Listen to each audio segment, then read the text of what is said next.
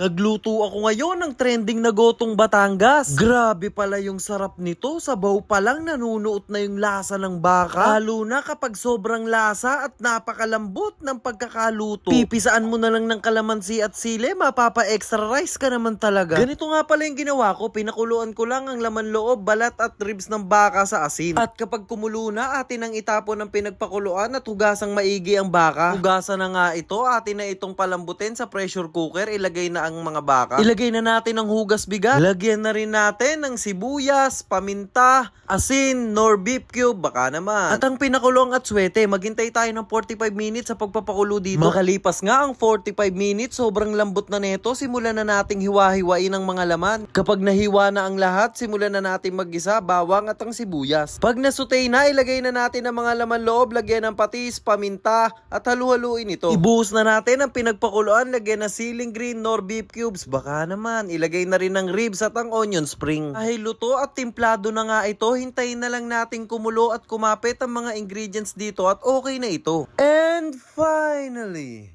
luto na ang ating gotong Batangas. Mukhang may itataob na naman na kaldero.